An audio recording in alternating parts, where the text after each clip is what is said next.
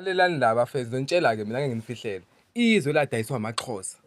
Manje selivikelwa amaZulu.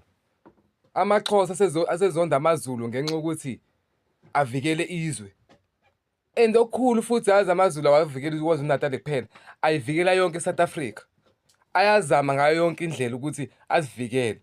Azoqhamuka amaXhosa ngithuke nami ngumXhosa angikusabi ngalokho. Izwe ladayiswa yithina maXhosa. Namhlanje siyahlupheka kanje ingenxa yethu maXhosa.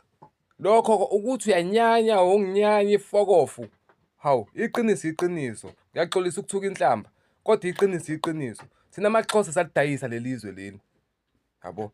Salidayisa, salilahla leli zwe. Futhi umuntu walilahla uBaba uMandela. Kwalandela Thabo Mbeki ungcono wazama ngendlela azama ngalo, kodwa waphasisa ukuthi umuntu akakhiphe isisu. Yini leyo nto leyo?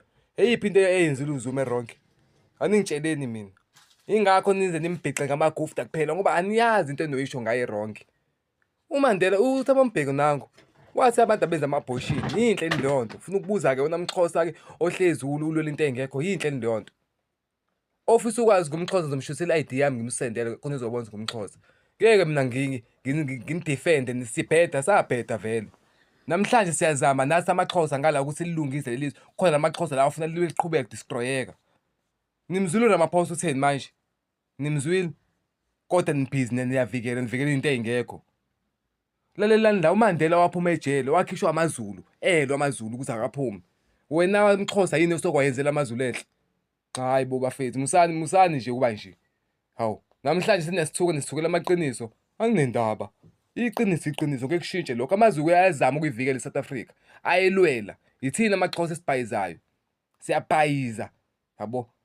Thina amaXhosa ngathi umXhosa ehlule ukunakela umuntu wakubo.